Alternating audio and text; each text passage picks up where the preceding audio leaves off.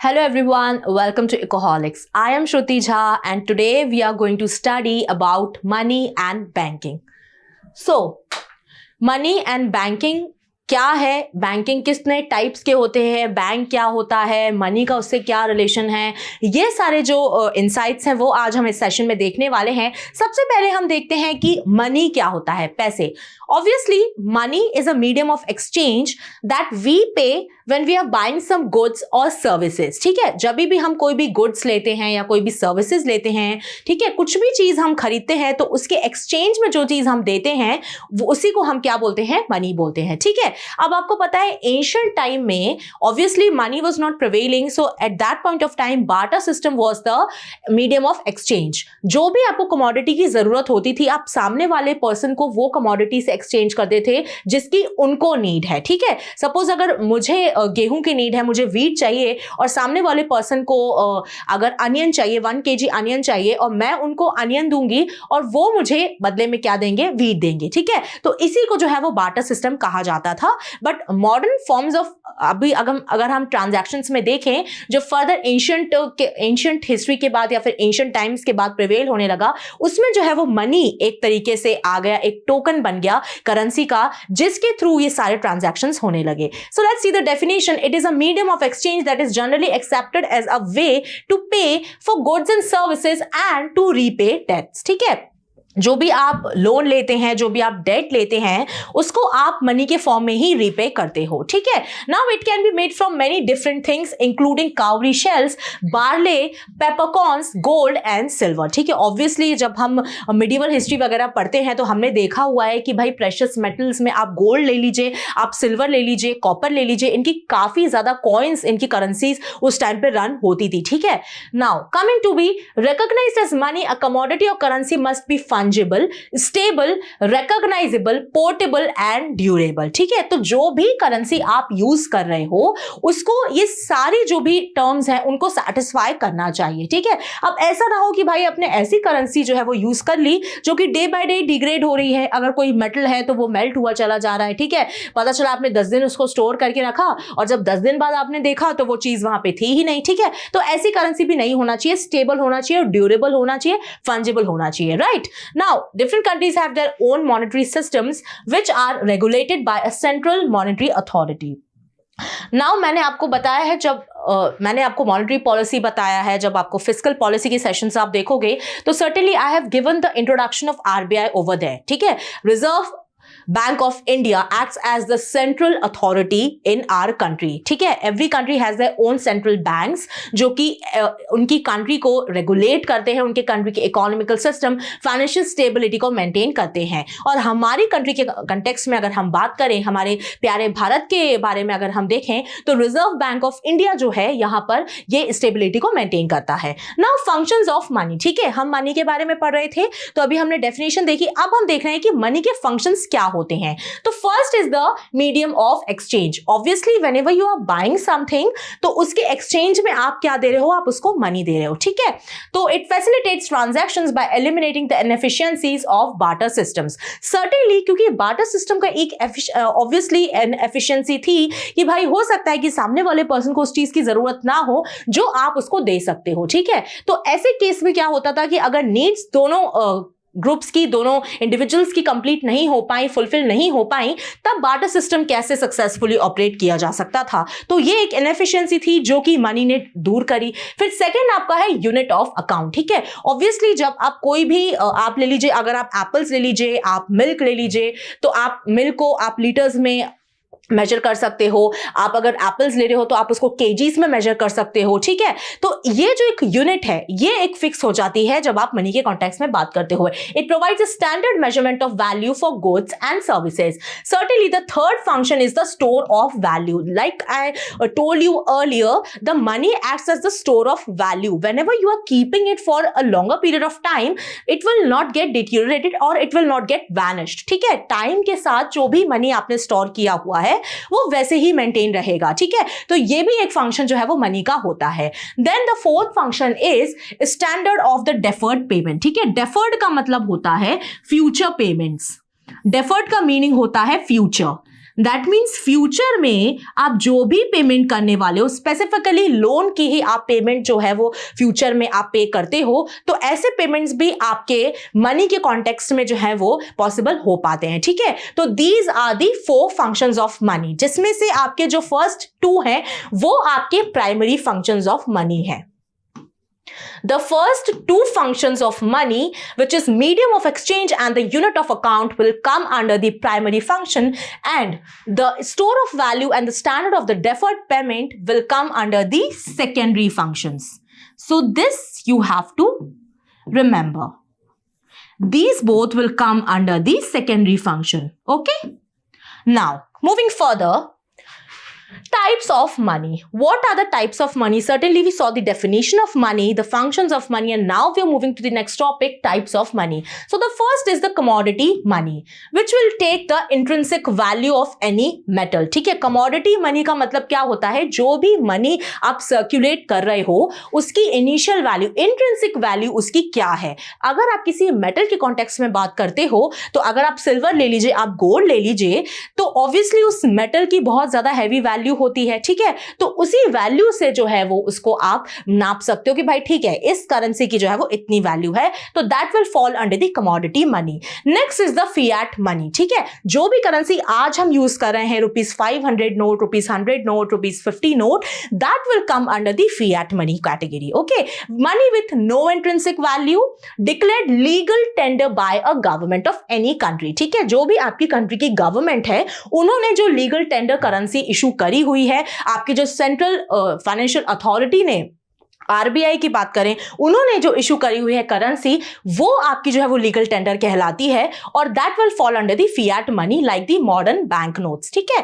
Next is the representative money, which symbolizes a claim on a commodity, example gold certificates, ठीक है। तो representative money जैसा नाम आपको बता रहा है, किसी पर्टिकुलर चीज को अगर आप गोल्ड सर्टिफिकेट्स ले लो तो उसको रिप्रेजेंट कर रही है, और उसकी खुद की कोई वैल्यू नहीं रहती, बट क्योंकि वो गोल्ड सर्टिफिकेट है इसलिए वो रिप्रेजेंटेटिव मनी के कॉन्टेक्स्ट में फॉल करता है, ठीक है।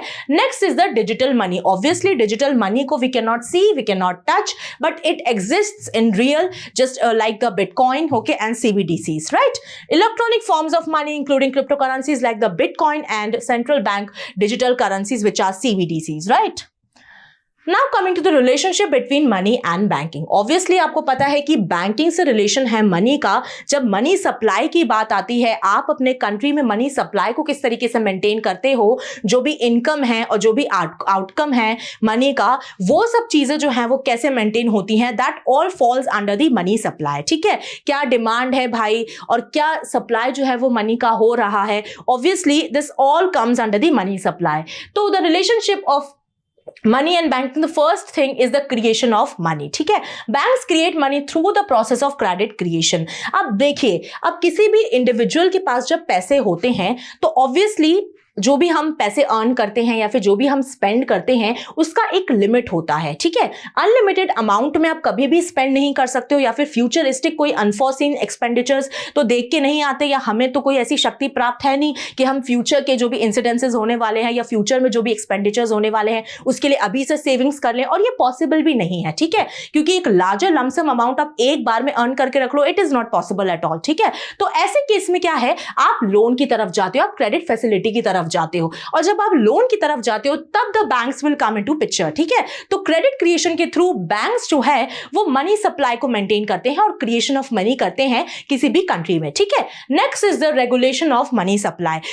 Definitely the RBI is maintaining the financial stability in our country, and how they are maintaining, by maintaining the interest rate, ठीक है। जो भी रेपो रेट होता है, आपका रिवर्स रेपो रेट होता है, CRR होता है, SLR होता है, ये जितने भी रेट्स जो मॉनेटरी टूल्स मैंने आपको बताए हुए हैं, ये जब आप मेंटेन करते हो, ये जब RBI मेंटेन करता है, तो इससे जो भी फाइनेंशियल स्टेबिलिटी है, जो भी सप्लाई है, वो मेंटेन रहता है, ठीक है। एक तरीके से कभी भी आपको ऐसा नहीं लगेगा कि भाई हाँ ठीक है, अगर RBI को लगा कि पैसे की कमी है मार्केट में तो जो है वो इंजेक्ट कर देते हैं मनी, ठीक है। कैसे करेंगे, तो वो इंटरेस्ट रेट को जो है वो कम कर देते हैं, ठीक है। तो लोग जो है वो ज्यादा से ज्यादा जो है वो लोन की तरफ जो है वो जाते हैं. Okay, so central banks control the money supply bye adjusting the interest rates and the reserve requirements. Next is the facilitation of trade. Obviously जब आप ट्रेडिंग फैसिलिटी को बढ़ाते हो, एक्सपोर्ट और इंपोर्ट को जब आप बढ़ाते हो, तो आपका जो मनी सप्लाई है वो भी बढ़ता है. ठीक है, और ऑब्वियसली जब आप एक्सपोर्ट करते हो कोई भी चीज को, या फिर आप इंपोर्ट करते हो, तो आप आउटर ग्लोबल वर्ल्ड से जो है वो कनेक्ट कर रहे हो.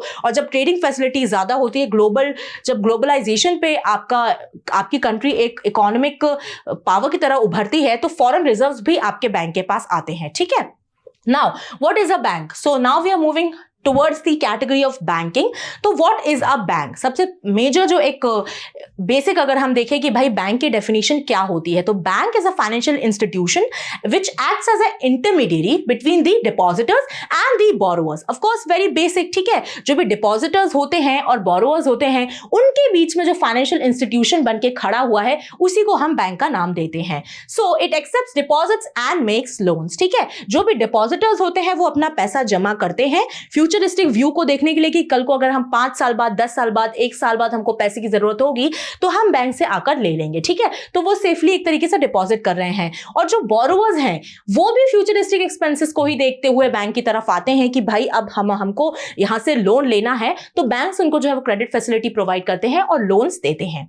Now so deposits, money that people leave in a bank with the understanding that they can get it back at any time on a future date. And similarly the loans, money that a bank lends to a borrower who generally pays it back with interest. ठीक है, और ये जो interest होता है यही bank की income होती है. ठीक है, जो भी इंटरेस्ट वो चार्ज करते हैं, आपको पता है काफी हाई चार्जेस होते हैं बैंक के जब भी आप लोन्स लेते हो, तो ये जो चार्जेस हैं, ये जो इंटरेस्ट रेट के चार्जेस हैं, इसी से बैंक जो है वो अपनी इनकम करता है. So these institutions primary act as the intermediaries between the people with money, that is savers, and those who need money, that is borrowers. ठीक है, पहले ही मैंने आपको बताया था कि इंटरमीडिएट की तरह ये एक्ट करते हैं. ठीक है, अब देखिए, अब हमने बैंक देख लिए, अब इनके टाइप्स हम देख रहे हैं कि बैंक के कितने टाइप्स होते हैं. तो 2 टाइप्स में मेजरली जो है वो कैटेगरी फॉल करती है. One is the scheduled banks and other is the non scheduled banks. ठीक है, अब शेड्यूल्ड बैंक्स में आपको ये जानने की जरूरत है कि जैसा नाम बता रहा है शेड्यूल्ड, तो कुछ शेड्यूल इन्वॉल्व होगा, तो डेफिनेटली इन्वॉल्व है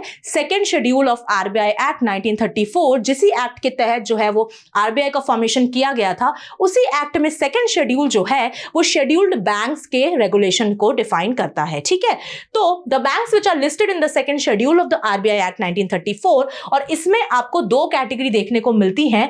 फर्स्ट आपका है कमर्शियल बैंक और सेकेंड है आपको कोऑपरेटिव बैंक्स. ठीक है, कमर्शियल बैंक्स में कौन कौन से बैंक आते हैं? तो पब्लिक सेक्टर बैंक्स आते हैं, जिनमें सबसे ज्यादा स्टेक जो है वो गवर्नमेंट का होता है. एग्जांपल में आप एसबीआई ले लीजिए, पंजाब नेशनल बैंक ले लीजिए. इसके अलावा भी आपको और बैंक्स देखने को मिलते हैं. देन आपके प्राइवेट सेक्टर बैंक्स भी आते हैं, जैसा कि एचडीएफसी हो गया, आईसीआईसीआई बैंक हो गया. Then foreign banks which are Citi bank and HSBC.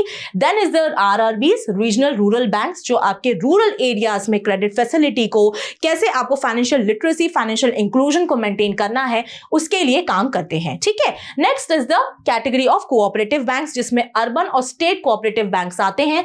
Urban को अगर आप ले लो, जो अर्बन एरियाज की तरफ ज्यादा फोकस्ड होते हैं, वहां पे डेवलपमेंट, वहां पे क्रेडिट फैसिलिटी देना इनका काम होता है. और अगर आप स्टेट की बात करो तो ये आपके रूरल एरियाज में, या फिर जो उनके बीच का जो एक अर्बन एरिया और रूरल एरिया के बीच में जो टाउन्स होते हैं, वहां पे जो है इनका फोकस रहता है. Now coming to the non scheduled banks. ठीक है, मैंने आपको बताया कि जो second schedule of RBI act में आते हैं उनको शेड्यूल्ड बैंक्स की कैटेगरी में रखा जाता है, जो उसमें नहीं आते उनको नॉन शेड्यूल्ड बैंक्स की कैटेगरी में रखा जाता है. अब आपके दिमाग में क्वेश्चन आएगा कि भाई चलिए, उसमें तो एक रेगुलेशन आरबीआई कर रहा है, ठीक है, क्योंकि ऑब्वियसली वो आरबीआई एक्ट के तहत आ रहे हैं. अब क्या नॉन शेड्यूल्ड बैंक्स का कोई रेगुलेशन नहीं करता? तो ऐसा नहीं है, इनका रेगुलेशन भी होता है, बट एक अलग सी अथॉरिटी होती है इनकी रेगुलेशन की. ठीक है, आरबीआई से इनका जो है इतना रेगुलेशन नहीं होता है. ठीक है, the institutions that don't meet the criteria to be included in the second schedule of the RBI Act 1934 being excluded from the scheduled means they operate under a different set of regulations as compared to the scheduled banks. Now coming to be the conditions to be a scheduled bank, ठीक है। अब हमने देखा कि types of banks में दो तरह के बैंक्स हमने देखे, पहला शेड्यूल था और दूसरा नॉन शेड्यूल था। अब भाई शेड्यूल्ड अगर है कोई तो इसमें क्या कैटेगरी ऐसी है, क्या ऐसी रेगुलेशंस है जो बैंक को फॉलो करनी रहती है कि वो इस शेड्यूल में आ सकें, ठीक है। क्योंकि सर्टेनली इसके बेनिफिट्स भी होते हैं। आप आरबीआई से आप डायरेक्टली लोन ले सकते हो। आरबीआई से जब भी अगर आप डिफॉल्टर साबित होते हो तो आपके पास एक होता है, एक होप होती है कि भाई ठीक है, we can now move to the last resort and that is the RBI, ठीक है। तो एक आपको डेफिनेटली एक पेरेंट बैंक है ना, तो जो चिल्ड्रन बैंक है उनको पेरेंट से एक अटैचमेंट होता है, एक होता है कि भाई ठीक है, अगर हमने कुछ गलती करी तो चलिए पेरेंट्स जो है वो संभाल लेंगे। सिमिलरली बैंक में भी होता है कि बैंक्स को लगता है कुछ अगर इशू आया, हमें लोन या फिर पैसे की जरूरत पड़ी तो हम आरबीआई के पास चले जाएंगे, ठीक है। तो सबसे पहला तो इसमें जो कंडीशन होता है वो होता है पेड अप कैपिटल आपको मेंटेन करनी होती है ऑफ ₹5 लाख, ठीक है। 5 लाख तक की पेड अप कैपिटल आपको मेंटेन करनी होगी। This is the first requirement to be the scheduled bank. Now the second is the corporate structure. आपका कॉर्पोरेट स्ट्रक्चर होना चाहिए, सोल प्रोप्राइटरशिप आपकी नहीं होनी चाहिए और ना ही आपकी पार्टनरशिप होनी चाहिए, ठीक है। तो ये दूसरी आपकी कैटेगरी हो गई। अब थर्ड है भाई सेंट्रल बैंक अश्योरेंस। आरबीआई आपसे बोलता है कि जो भी डिपॉजिटर्स आपके पास आ रहे हैं वो एक ट्रस्ट, एक फेथ के उससे आ रहे हैं, आपको उस फेथ को कभी तोड़ना नहीं है, कभी ब्रेक नहीं करना है। ये अश्योरेंस आप हमको दीजिए, तो भी ये भी एक कैटेगरी जो है वो इसमें आती है, ठीक है। Next is the CRR. जो भी सीआरआर आरबीआई डिक्लेयर करता है वो सीआरआर आपको कंटिन्यूअसली लेवल पे मेंटेन करना होता है, ठीक है। तो ये भी एक कैटेगरी जो है वो शेड्यूल्ड बैंक की एक कंडीशन है, ठीक है। तो these are the 4 conditions, paid up capital, corporate structure, central bank assurance and the cash reserve ratio CRR. ये आपकी कंडीशंस हैं to be a scheduled bank, ठीक है। नाउ द अदर बैंक्स, हमने शेड्यूल्ड बैंक्स देखिए, हमने नॉन शेड्यूल्ड बैंक्स देखे, फिर उसके अलावा हमने देखा कि कैटेगरी क्या है भाई, क्या कंडीशंस हैं कि शेड्यूल्ड बैंक की लिस्ट में क्यों रखा जाता है और किन बैंक्स को रखा जाता है। अब इसके अलावा भी आपको बहुत सारे बैंक्स अपनी सराउंडिंग्स में देखने को मिलते हैं, तो वो कैटेगरी हम लोग देखते हैं जिसमें सबसे पहला आता है आपके डेवलपमेंट बैंक्स, ठीक है। तो ये डेवलपमेंट बैंक्स जैसा नाम बता रहा है, इंफ्रास्ट्रक्चर हो गया आपका डेवलपमेंट, जो बड़े बड़े डेवलपमेंट्स होते हैं, ऐसे डेवलपमेंट को केटर करने के लिए जिन बैंक्स को डेवलप किया जाता है, फॉर्म किया जाता है, वो आपके डेवलपमेंट बैंक्स कहलाते हैं। जिसमें पहला तो आपका आ गया industrial development bank of India, IDBI, इसका नाम आपने सुना होगा। नेक्स्ट इज द नाबार्ड, जो कि रूरल एरियाज में एग्रीकल्चर की तरफ लोन्स देने के पीछे काफी ज्यादा अच्छे से काम करते हैं। Next is the SIDBI which is small industries development bank of India, जिसमें स्मॉल स्केल इंडस्ट्रीज पे ज्यादा फोकस रखा जाता है, ठीक है। Next is the payments bank to provide small savings account and payments remittances services to the unbanked population। तो payments bank में क्या होता है, ऐसी पॉपुलेशन या फिर ऐसे लोगों को टारगेट किया जाता है जो अनबैंक्ड रह गए हैं या जिनके अकाउंट्स नहीं है या जो बैंक तक पहुंच नहीं पा रहे, उनकी रीच नहीं है वहां तक। ऐसे पॉपुलेशन को रेस करने के लिए पेमेंट बैंक का फॉर्मेशन किया जाता है, ठीक है। जिसमें आपके पेटीएम पेमेंट्स बैंक हो गए, एयरटेल पेमेंट्स बैंक हो गए, ये इसकी कैटेगरी में आ जाता है। सेकेंड आपके आ जाते हैं स्मॉल फाइनेंस बैंक, ठीक है। स्मॉल फाइनेंस बैंक जैसा नाम बता रहा है कि भाई जो स्मॉल स्केल इंडस्ट्रीज होती हैं उनको फाइनेंस प्रोवाइड करने के लिए इन बैंक्स को डेवलप किया जाता है। This cater to small businesses, micro industries and low income groups with a focus of financial inclusion, ठीक है। क्योंकि anyways not everybody can move towards the higher banks, क्योंकि ऑब्वियसली उनकी जो उनकी जो ट्रांसपोर्टेशन एबिलिटी है वो भी अच्छी होनी चाहिए और काफ़ी उनको अवेयरनेस भी कम रहती है चीज़ों की, ठीक है। कैसे बैंक्स में जाना है, फॉर्म कैसे भरना है, लोन की अवेलेबिलिटी कैसे रहनी है, ठीक है, चेक्स को कैसे साइन करना है, बहुत सारी ऐसी जो है वो फाइनेंशियल लिटरेसी की भी हमारे इंडिया में कमी है। तो वो सारी चीज़ों को भी एड्रेस करते हुए हमें सारी चीज़ें देखनी पड़ती हैं। Now coming are the specialized banks. तो स्पेशलाइज्ड बैंक्स स्पेशलाइज्ड कैटेगरीज में काम करते हैं, ठीक है। जिसमें आप अगर एग्जांपल ले लो एग्जिम बैंक का, तो एक्सपोर्ट इंपोर्ट से ही एग्जिम बनता है। तो एक्सपोर्ट और इंपोर्ट के ट्रांजैक्शंस को देखने के लिए एग्जिम बैंक का फॉर्मेशन किया जाता है। उसके बाद आपका आ जाता है नेशनल हाउसिंग बैंक। तो हाउसिंग फैसिलिटीज को अवेल करने के लिए जो बैंक काम करता है वो आपका एनएचबी बैंक होता है। Next is the SIDBI, caters to the needs of small and medium enterprises, ठीक है। तो जो स्मॉल और मीडियम एंटरप्राइजेस होती हैं, एमएसएमई जो होती हैं, उनको जो है वो सिडबी केटर करता है। Okay, so this was it for this topic guys. I hope आपको मनी एंड बैंकिंग से रिलेटेड एक बेसिक इन्फॉर्मेशन अच्छी लगी होगी और समझ भी आई होगी, और थोड़ा बहुत आपके जो डाउट्स अगर इस टॉपिक से रिलेटेड होंगे तो वो क्लियर हुए होंगे। Okay, thank you for watching my session and stay tune for further more qualitative content on our channel and subscribe to our channel Ecoholics. Till then पढ़ते रहिए, खुश रहिए। जय हिंद, जय भारत।